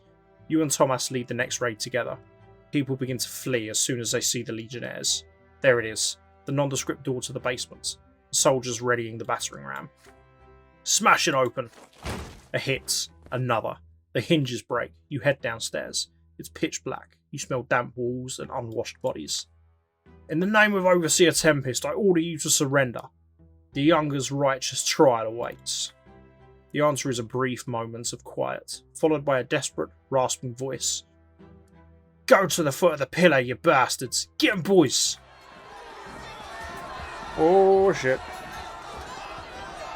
Howling, desperate shadows rush you in the dark. The Legion soldiers fall back, but are cut down one by one. Tommas's scream snaps you back to reality. He's still fighting for his life, 1 against 3. Run, Niklaus! You scramble to the stairs, but several hands latch onto you at once. Your back hits the floor. A muffled scream is the last sound you make. Darkness fills your eyes, knives sink into your flesh, blood fills your mouth. You almost welcome death when it comes. Oh! So I'm dead. First death. You fall into a pain that embraces you like a soft feather bed. You feel light, free. There are no restraints, just a warm glow that envelops you in its secure embrace. The waves carry you. Their touch is soft. They delicately enshroud what was once your body. It's a feeling unlike anything you've ever experienced before. Something absolute and complete. You touch something greater. The reason behind everything. The reason for your very existence. You were sculpted from this light. It was the first thing you ever felt. A boundless and sincere unity of the diverse. Your beginning was a spark that cast this light in all directions. And now you're here again. One with the beginning of everything. The light gleaming from you resembles the light of the shining pillar. You still see it, in the north, as always. The waves of light carry you to the 2 figures. The elder is nearest. He is ready to accept you. He is quiet, wise, kind and pure. The younger waits further back. You do not know what he is yet. The waves pause at the elder's feet. He leans at you and plants a feather-light kiss on your forehead. The kiss spreads all over you. You're filled with unparalleled delight and bliss. You exist. You're unique. There's no one else like you. They know this, and they love you. You will never be alone. You're part of them. A part of your family. Part of this universe. Twin gods will never leave you. They watch over you constantly. The elder softly touches you as you lie spread out amongst the waves, sending you further down the torrent of light. You float on, to the top of the silver tree's spreading crown. The closer you get to the silver tree, the heavier you become. The waves draw you down along its trunk, but you do not wish to part with the warmth and the softness, with the love. You turn around. The elder is still watching you. He nods. All is as it should be. Go. Your time has not come yet. You must return to the world now. As you tumble down towards your body, you comprehend the true meaning of your lesser death and the divine love that's been revealed to you. Love exists not only in the hereafter, it is present in the entire design of the twins that is the origin of all life in this world. What is the manifestation of this love in your mortal life? Cause. The love the gods have for you is so great that they allow you to change the world they have created, to influence it with your deeds. Whatever your mission is, it is proof that the twin gods have love for you. I guess. A sudden comprehension of the love with which your entire world is imbued illuminates your mind, but then it fades away and vanishes. You regain the sensation of your flesh. It's heavy and unwieldy. It lacks the lightness, that light. It's a burden. It's smothering you. You gasp for air. Your chest expands painfully. You feel as though your lungs are about to burst. The stagnant odour of the crypt fills them, revolting, but so real. You are back. The low ceiling of the family crypt, silence, the cold stone slab beneath you. As you get up, your muscles feel unusually relaxed. The memory of your death feels so distant now, like a half-forgotten dream. You shake it off, and carefully leave the family crypt, making sure you're not seen. The family can never find out about this death. Ooh. Several days later, Tommas reports to the Overseer that the menace has been dealt with. The battalions leave Anazot and return to Castle Enari. The people have seen the Legion in action. They will be far more reluctant to take to the streets and make demands now. For a time, Anazot enjoys a shaky, unsteady semblance of peace. But at the dinner table, emotions run high. Stefan gleefully gloats over yesterday's events. Gloria responds with an outburst of rage. She's still furious over the Legion's ruthless methods. Your head begins to ache from all the shouting and foul language. Is a single day of peace too much to ask? Ooh, Spy Network benefited from that. I'm nearly up. My people are everywhere. That's fine. My first death. I'm like 8 hours into the game at this point, and this is the first time I've died, so I'll take that. Hand of the Law. Anazot is quiet. Now that the gendarmes no longer need to spend their time constantly restoring order in the streets, the prefecture has decided to do everything it can to prevent any future unrest. Also, I just want to point out that when it said that peacetime was nearly over, that was an hour ago, pretty much. A wave of arrests sweep the city. Gendarmes fill the dungeons with all sorts of people. Merchants, artisans, actors, innkeepers. They've all been accused of helping the secret society and plotting a revolt against the Empire. One morning, on your way to the print shop, a grim man bumps into you and slips a note into your pocket. The hunt for the last straw has begun in earnest. There are some files in the prefecture that could lead the gendarmes to us. Those papers must be destroyed. Send a small group there, tell them to sneak in and start a fire. It's a risky move, but we've got no time to lose. Do it today. I expect results. Your only chance to infiltrate the prefecture is by distracting the gendarmes. You need to hurry. You call for a leader and Fuad and tell them to gather a crowd. They need to create some kind of small, attention-getting disturbance in front of the prefecture. But who should you entrust the most important job to? Take Leanne and Jacques. They used to be miners. I recruited them pretty recently. They lost everything they had because of the nobles. Yeah, they'll be perfect for the job. All they ever talk about is revenge. They're angry, tough, and reliable. Also, they hardly know any of us. That'll work in our favour too. You agree? Their mission is to sneak into the prefecture, find the files, and burn them while the crowd makes a scene and distracts the gendarmes. Good. I'll give them the instructions. We'll start tonight. A few hours later, a disgruntled crowd takes to the streets. They all have family members who were recently arrested by the prefecture.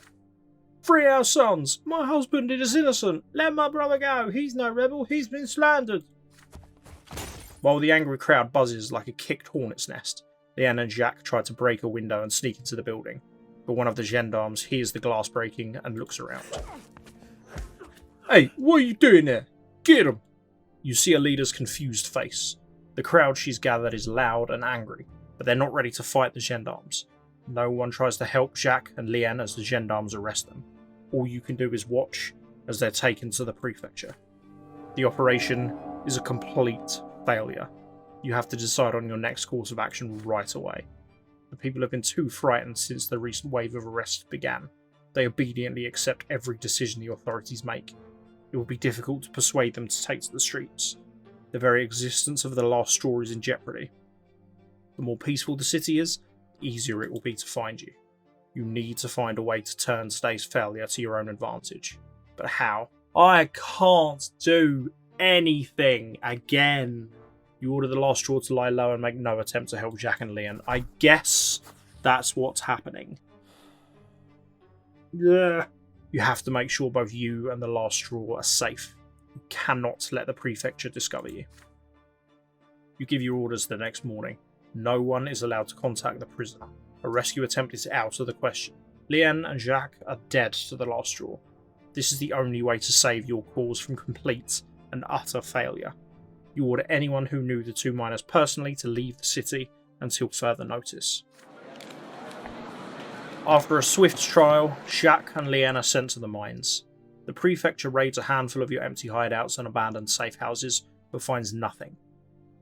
The gendarmes try to spy on the secret society for a few weeks, then abandon the endeavour.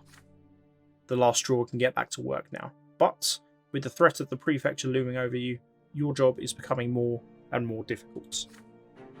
You need to turn things around if you can.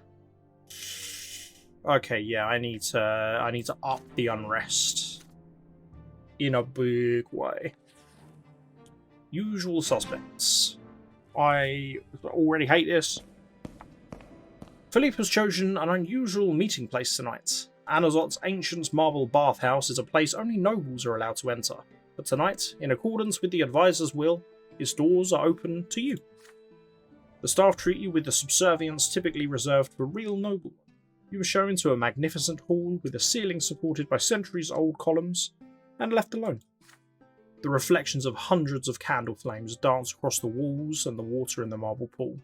You notice a bowl of candied fruit and bottle of wine at the table. There are no other patrons. This is most likely the only time you will ever see the inside of the bathhouse. Philippe rarely uses the same meeting place twice.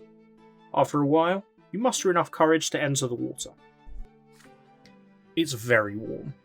You lie on your back and float, your body relaxes, and a pleasant feeling of drowsiness creeps over you. You're startled by echoing footsteps and the percussive thudding of a cane.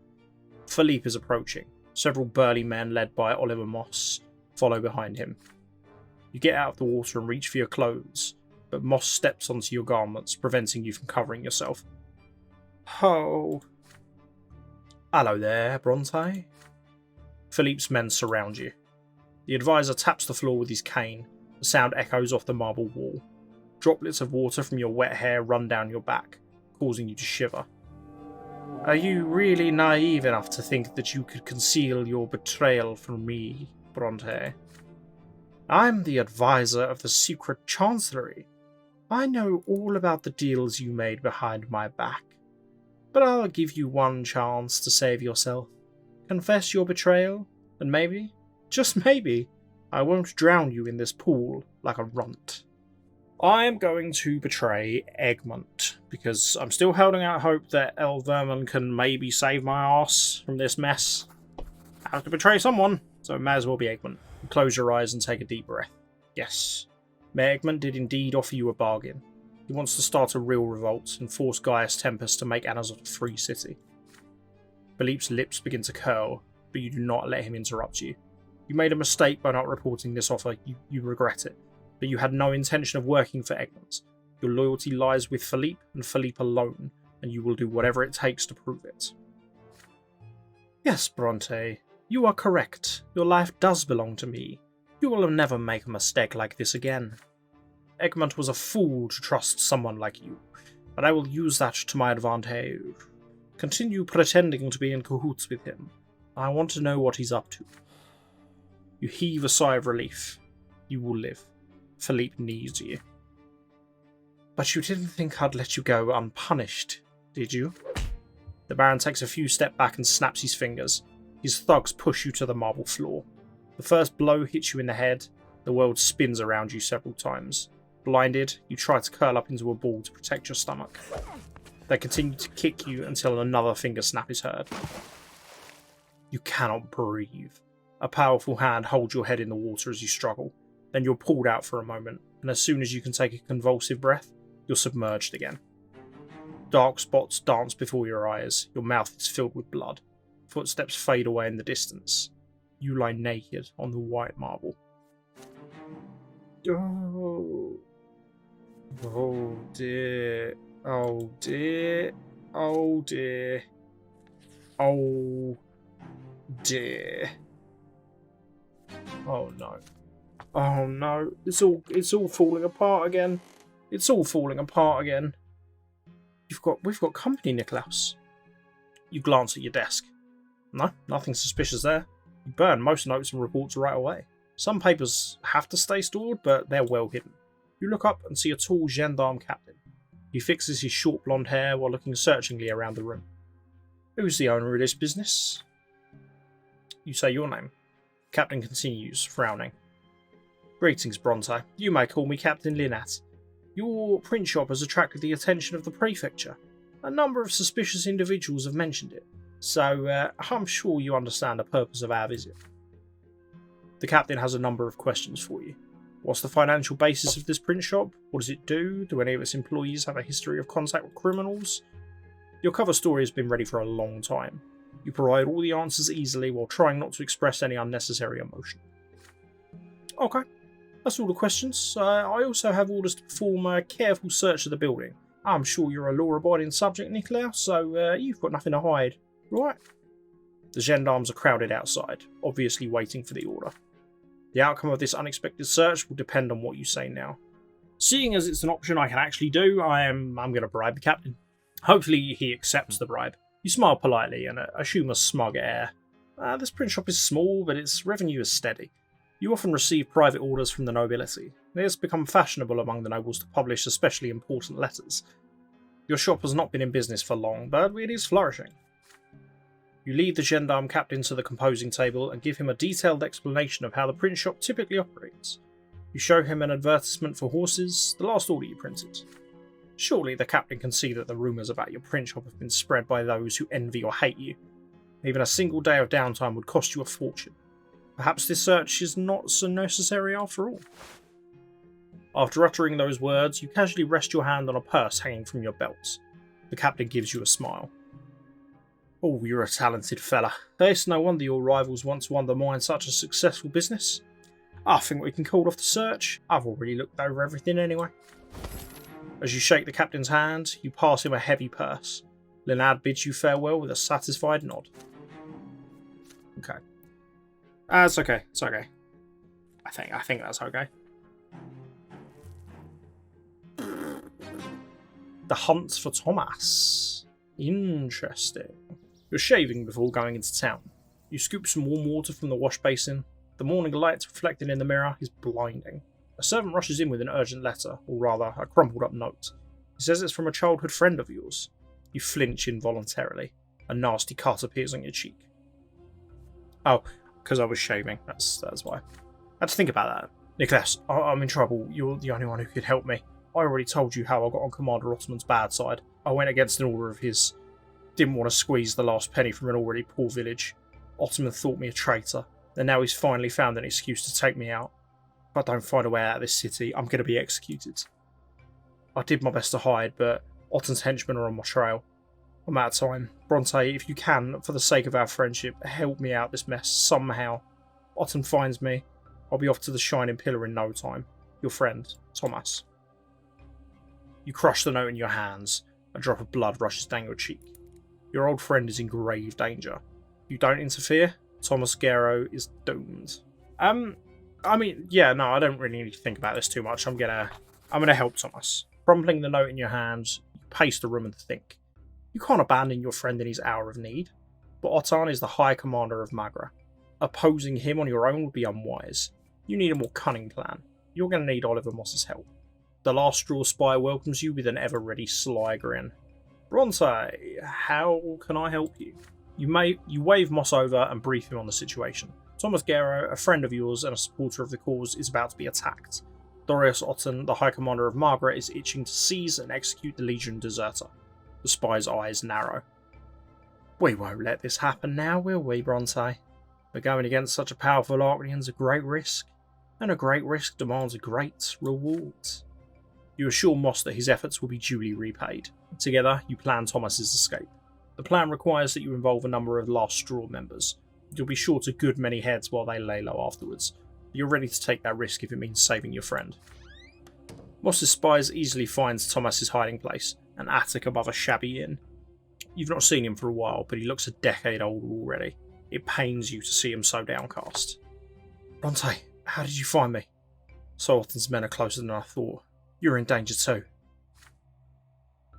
You assure your friend that you have a plan. You should pack up and get ready to leave. You will take care of the rest. When night falls, you head for the city gate with Thomas in tow. A gaggle of lowly cutthroats led by Moss tail you in the shadows, just a shout away.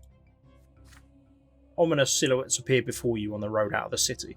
You examine the faces hidden beneath their hoods. Their clothing is ostentatiously coarse, but their manners and speech betray them as servants from a noble household. The leader speaks. Are you friends of the Sir Thomas Gero? Would you mind coming with us? Jim! In the blink of an eye, the cutthroats swoop in and surround Otton's henchmen. The blows from their clubs quickly beat any desire to resist out of them. Hurry, we need to get out of the city. You and Thomas hop into a carriage with covered windows and leave Anazot. You're not followed. You reach the village of Solmina by sunrise.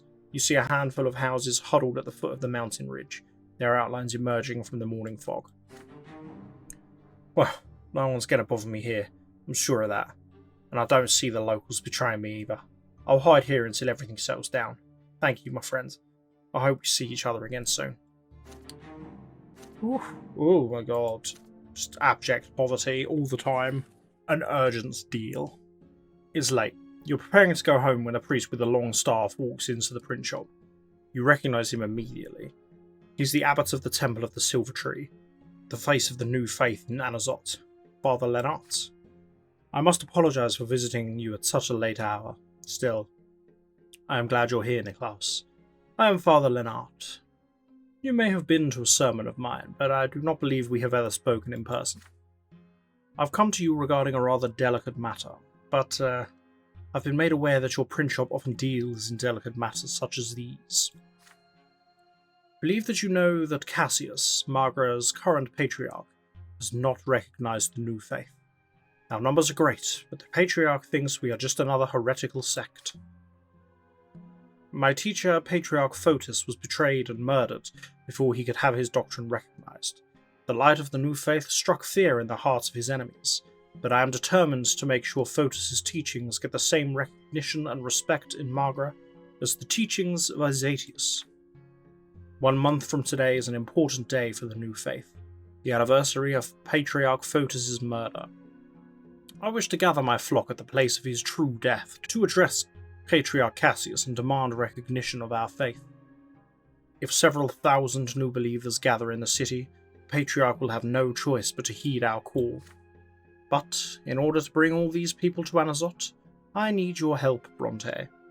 I know you can not only print my appeal, but also distribute it throughout the province. In the city of Anazot, the new believers stand firmly united. But our brethren are isolated from one another in the rest of the province, and I have no way of reaching them through the temples. The Inquisition and the priests of the Old Faith will never let my summons spread throughout Margra, but you can achieve what I cannot. I have written my appeal down for you. Please print it and see that my summons spread to every corner of Margra. I want every Magra new believer to realise that now is the time to stand up for our doctrine. I will summon them to the Silver Tree on the day of Photis' death. Patriarch Photis claimed that the truth that revealed itself to Azatius is not the only way to serve the twins. The doctrine of the new faith frees its followers from the strict shackles of the lots, and teaches them to seek their own path to the peak of the Shining Pillar. I know what it is. Commoners flee from the lots, refusing to do nothing but work and suffer. Lowly peasants claiming the right to rule and wage war. New believers ready to take up arms and fight for their faith. If they receive Father Lennart's summons, they will likely flock to the streets of Anazot. You glance over the handwritten page the abbot has given you. Brothers and sisters who have heard and received the word of Patriarch Photis as your own new faith, you have been summoned. Come to the place where our teacher's life was tragically cut short on the day of his demise. We will meet there in the shade of the silver tree to honour the memory of Patriarch Photis and complete his life's work. We will make ourselves heard by Patriarch Cassius. We will demand that the Church recognise the new faith as equal to the teachings of Saint Isatius. We will make camp in the city, and we will not leave until our demands are met. Father Lennart has a great following among the people. His summons could have significant repercussions in Anazot. What should you do? I'm going to fulfill his request because I need to create chaos. All other orders are cancelled. You focus all your efforts on printing Father Lennart's summons. Once the leaflets are done, they're spread throughout the province by people you trust. New believers soon begin to leave small migrant towns and villages and head to Anazot. The city authorities soon take note of the pilgrims arriving in greater numbers every day. 1 week before Patriarch Photis' memorial, the Anazot shuts its gates, but the thousands of new believers already inside its walls are outraged, and the gendarmes are forced to reopen the city. The Prefecture, the Inquisition, the Legion, none of them are ready to contend with the masses of new believers united by a common purpose. On the day of Patriarch Photis' death, Father Lennart addresses his flock with a sermon, then leads the inspired followers to the residence of Patriarch Cassius. One against an immense crowd, Cassius has no choice but to accept their demands. He recognises the new faith as equal to the teachings of Saint Isatius, and grants the new faith priests in Margra freedom to preach their doctrine as they see fit. Most of the new believers soon leave the city for their homes. However, some commoners choose to remain in Anazot. These several days of sudden chaos have ruined several of the secret chancellery's best laid plans. Your spy network's operations are also disrupted. What's more, the people eventually learn that your print shop was involved in the affair. As a consequence, your family falls out of favour with the gentry, who still respect the teachings of Isatius. I didn't consider that was a possible outcome, which is yet another reason why playing with the known outcomes is probably a good thing. Shit. Father Lennart and his flock, on the other hand, are sincerely grateful for your assistance. I could never have assembled so many people without your aid, Brante. If you ever need our help, we will gladly stand by your side. Okay, +2 to unrest. Okay, I need to get that up to 10. Okay, I'm still within the infiltration bracket as well, so... Oh no, oh family, I'm so sorry. I'm so sorry. Looks like we're not getting ennobled by the sword. The Mark of Dishonor. Oh no.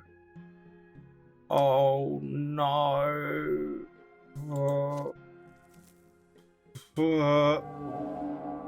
Recent events have dealt a crushing blow to the reputation of the Brante family. You've slipped into the realm of infamy and disgrace. So far, the noble families of the city have patiently endured your transgressions, but now you have lost face in their eyes.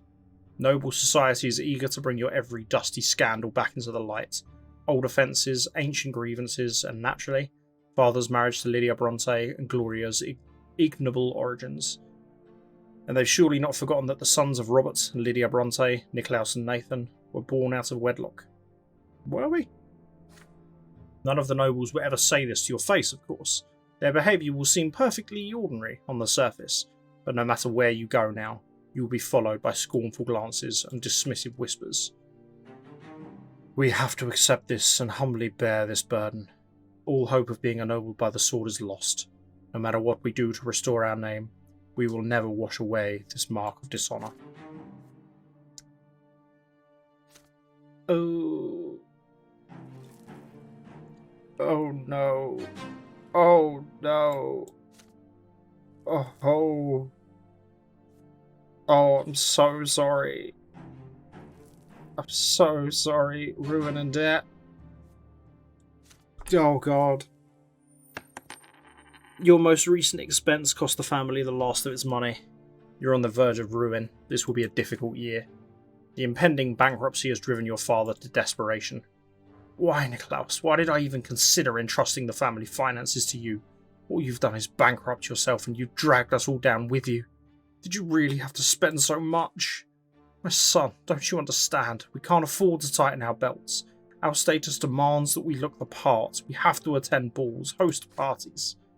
You grimly promised to rescue the family finances. After all, this was your doing. It was trying to incite a rebellion, father. You have no choice but to turn to moneylenders from the Silver District. They eagerly offer a large loan to the noble Brante family. Before long, the family is swimming in debt. Your desk disappears beneath piles of receipts and promissory notes. The family manages to maintain a semblance of prosperity, but every day it becomes harder and harder. The city soon learns of your troubles. You will emerge from this disaster one day. You will put your finances in order, but the Brante family has already been branded by its brush with ruin. I mean, too late. Our name was already shit, so... Oh, goddamn. Oh, goddamn. What now? What now? The lesser evil. A year has passed since the day Gloria asked for your protection. You've brought up her lowly position several times in conversation with father, but every time his face darkens and he asks you to stop. You can feel Stefan's influence behind these refusals. Your only option is to wait for something to change. We've got nothing, literally nothing left to lose at this point. Why not just do it? Meanwhile, emotions are running high in the family. Gloria disappears for days at a time. She's often seen in the company of young citizens of lowly estates. Father constantly lectures Gloria, telling her that her friends are libertines and troublemakers, and connections like these will be her downfall. Your sister obediently lends an ear to his speeches, then vanishes again. You're relaxing in the bath after a long day when you suddenly hear rapid footsteps in the hallway and Stefan's angry voice. The door to the bathroom bursts open. Niklaus, get dressed. We're waiting for you in the sitting room. It's urgent. Perplexed, you get out of the tub and make yourself presentable. Father and Stefan are waiting for you in the sitting room. Gloria is huddled in a chair in the corner. Your elder brother swiftly locks the door behind you. This bodes ill. So, I was on my way to a ball at Elberia's mansion. I was already on their doorstep when a servant told me that he had been ordered to turn me away. They will not have anything to do with a family whose offspring is a member of a secret society. Father, Niklaus, whom do you suppose they meant? Gloria looks at Stefan defiantly, her lips pursed tightly. This is the last straw. You will make pariahs of us all, Gloria. I will not allow you to ruin everything Sir Gregor worked for. Stefan is nearly screaming, but then he pulls himself together and continues in a composed manner. I'm afraid Lady Gloria cannot remain in this house, but, being honourable people, we must provide for her future. Sir Jose L. Pelletier is willing to take her as his lawful wife. Gloria, you will be accepted into a household of nobles of the sword. I've been negotiating with your suitor for quite some time. Who gave you the right to decide my fate behind my back? You aren't even the head of this family. Gloria, you must abide by the decisions of your elders. This family has done so much for you already. Now I'm even going to provide you with a good match. You're acting like a spoiled child. You will be a nobleman's wife, you fool. You'll be able to write your poems. You'll want for nothing. You'll be able to enjoy your life. Sir L. Pelletier has been hounding me for a year now. Can't believe he's in love with me, a lowly common girl. Sure, he's easy on the eyes. He's a skilled warrior and a respected nobleman. But he needs a wife to give birth to his heirs, follow him around obediently at social gatherings, and praise his chivalry. Can't you see that I don't belong in his family? Oh, stuff and nonsense. Father, here is a letter to the L. Pelletiers. Sign it as the head of the family. We should invite our future relatives to our house and introduce ourselves to Gloria's future husband and his parents. I hope that Niklaus will do his part as well. Father reluctantly skims the letter and frowns. Stefan, why have you never spoken to me about a matter of such importance? No match can be made without my consent. Have I announced my wish for Gloria to be married? Father, she leaves us no choice. You know that we cannot make Gloria a Brante, that our family reputation still suffers because of her rebellious ways. Don't you see that this marriage will benefit everyone? Gloria springs to her feet, choking with rage. You'd do anything to prevent me from joining this family. This marriage will bring nothing but sorrow to me and Sir El Pelletier. All you ever think about is your own interests. Ingrate! I'm looking out for you, and this is how you repay me. Or would you prefer to be cast out for your disgraceful antics? Father, please sign the letter and free us from this debacle once and for all. Gloria rushes towards you in desperation and clasps your hand. Brother, please, you promised you'd never let them kick me out.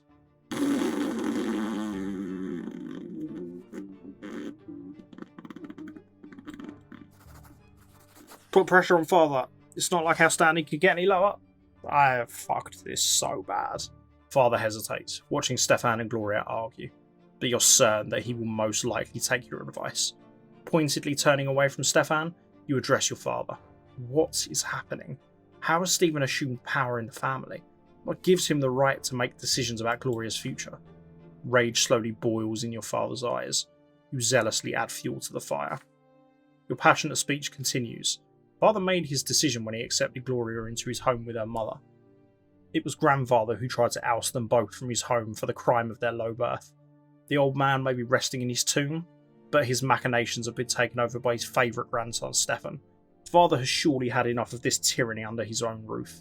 He has to do the right thing. He has the right to choose his own family.